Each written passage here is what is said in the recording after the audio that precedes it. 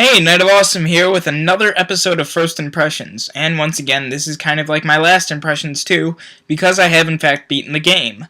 So, now let's dive into Condemned 2, Bloodshot.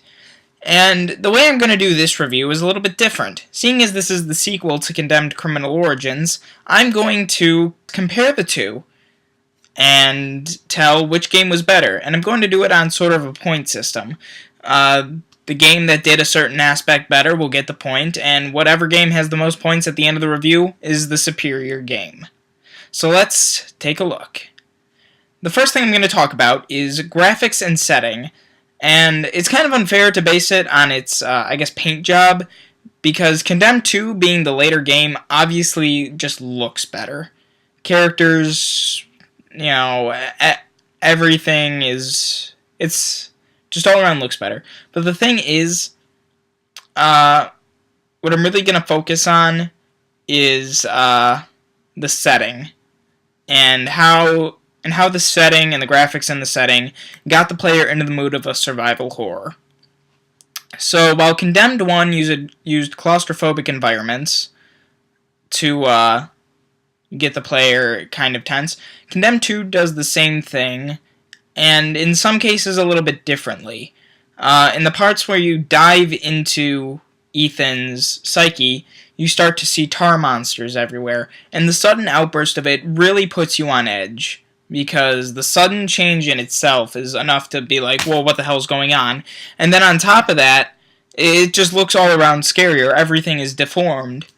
So it kind of adds to the tension when you don't know what's going on, when all of a sudden you're thrown into a completely new environment. On top of that, there are some parts where you are actually completely defenseless and have to run through these condensed areas, running for your life, unable to defend yourself. And that's really scary. I know back when I did the Amnesia review, I said something similar about a similar scene, that it wasn't scary, it was intense. But,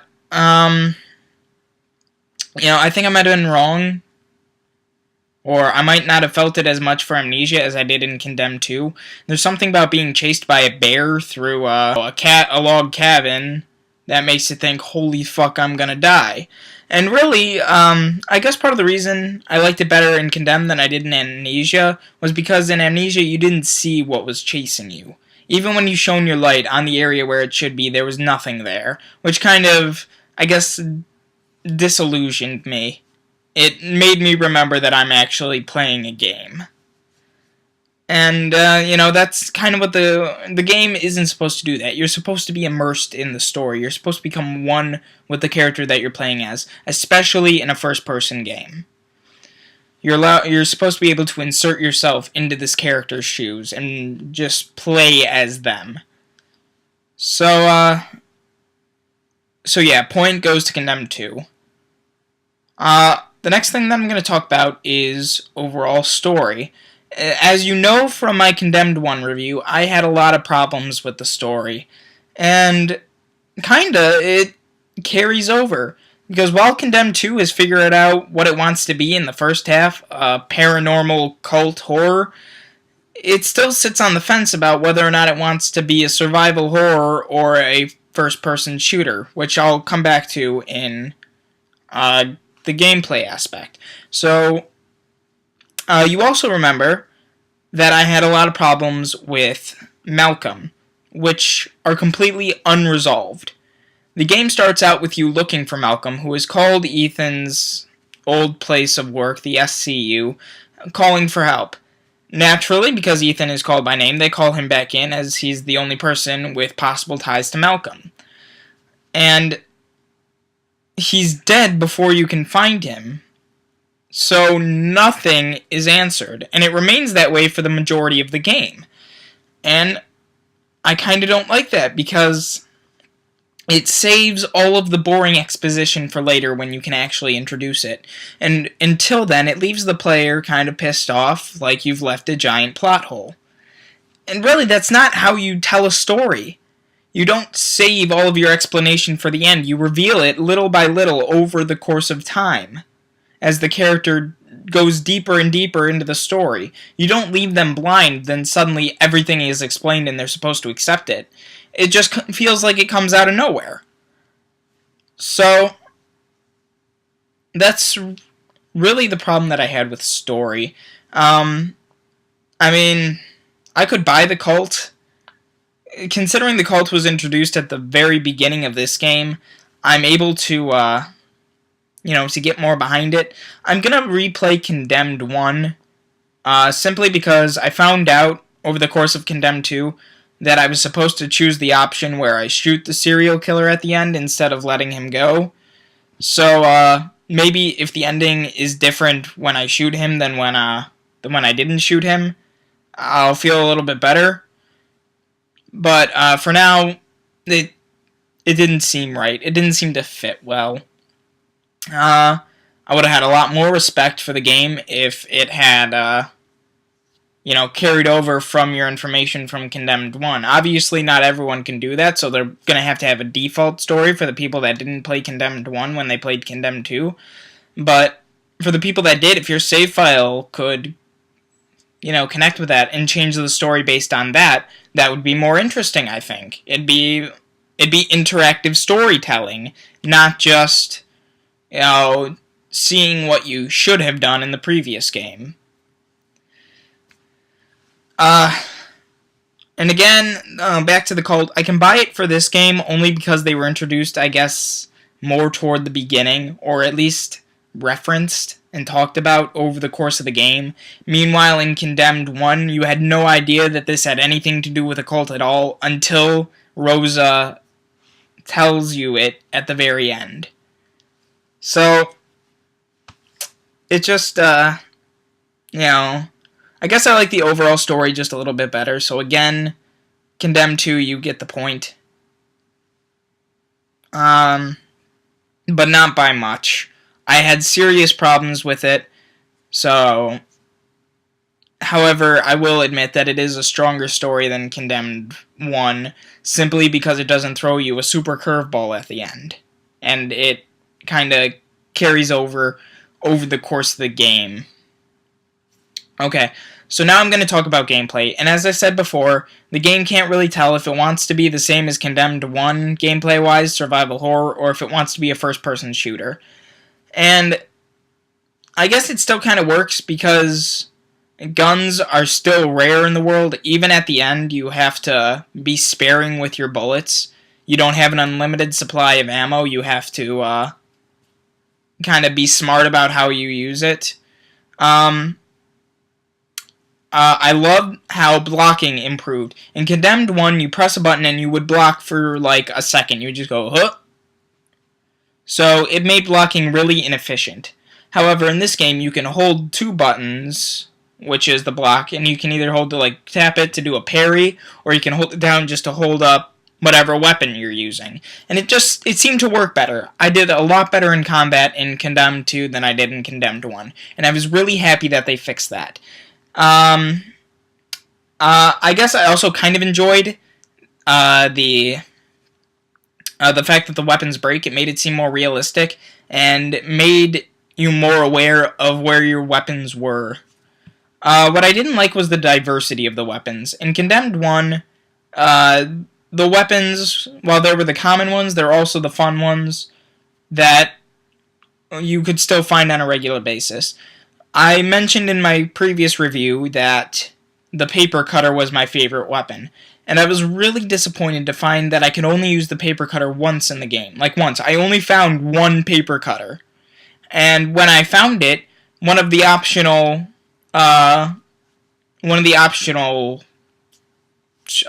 achievements was not to kill any guards, because I was sneaking into a museum. And I thought, I'm gonna go for that achievement. I guess on a moral fiber, because the guards technically aren't, the insane people trying to kill you, they're just doing their job. So I didn't want to pick up this sword that I knew would kill them when I was supposed to be incapacitating them silently. And it would really help for the stealth if I wasn't chopping up guards and didn't have to fight a bunch of people at once. So I found that to be really unfortunate, that I didn't get to use my favorite weapon. Also, the diversity of weapons is rather, let's just say, not there. Normally, when using a melee weapon, you're stuck to pipes or 2x4.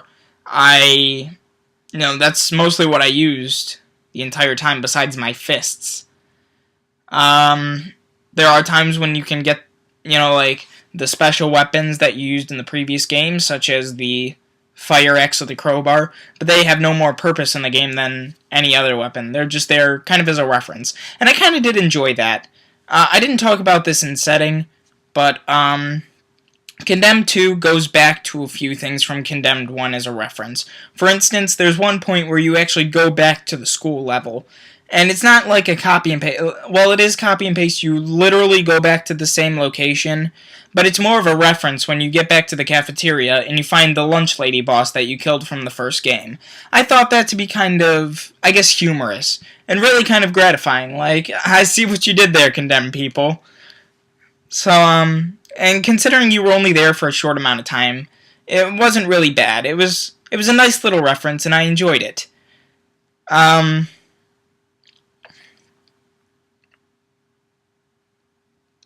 Alright, so another part of gameplay that I enjoyed from Condemned 2 was that when you beat the game, you get an extra mode called FPS mode. And normally, people would think that a survival horror with FPS aspects are kind of lame, and in fact, you're kind of right. However, FPS mode is blatantly a satire of itself. It's really, the caption of the thing says, "Have fun blasting through each level like it's nothing." So the entire point of FPS mode is simply to just have fun with the game. Think of it kind of like an extra bonus, just to kind of dick around with when you're bored. And really, I did enjoy it. I played through the entire game. It took me like a day, mostly because you have unlimited ammo. You start out each level with a gun, and when you don't start out with a gun, one is literally in the immediate vicinity of where you start. So, I found it, I rather enjoyed it. I thought, I can dick around with this. It's kind of fun to just kind of run through the levels, shooting people that can't necessarily fight back. There's a certain charm that goes into it, really, when the entire scariness of the game just breaks down. And that was the entire point of it. And you might think, well, wouldn't that get old? And it probably will, but in my first playthrough of FPS mode, I never got tired of it. And it kept me entertained. And that's really what a game is supposed to do, to keep you entertained. So, and what I really enjoyed is that the game wasn't like that through the entire thing. Yes, it picks up some kind of, FPS mode type of thing when you're using guns more often than you are melee weapons toward the end. But at the same time, when an FPS mode is given to you at the end with unlimited ammo, it's sort of like a good job for beating the game. Have fun with it now. And really, that's it. It's more of a gift than it is a hindrance. It's something just to dick around with once you've beaten the game, and I rather enjoyed it, I'll be honest. So, point goes to Condemned 2 for that too. Another reason to give it that point is the other modes. While Condemned 1 only has the story mode really to play through, Condemned 2 you can do multiplayer or Fight Club, which is just non-stop combat, so if you love the combat system, feel free to do Fight Club. So, it really just kind of... It just kind of knew what the players wanted it to be, I guess. It's not necessarily the best game story-wise, but if you're looking for just something fun to do, Condemned 2 is definitely a fun game. I'll give it that. I'll be honest, I normally don't recommend games that have terrible stories, but I'm going to recommend Condemned 2 simply because it's a lot of fun to play. The story may be completely weak, but I had a lot of fun playing it, and that's really what matters when it comes to a game. I mean, yeah, I hold story in high regard, but the fact that I enjoyed the gameplay. It was really good, so I definitely do recommend this game.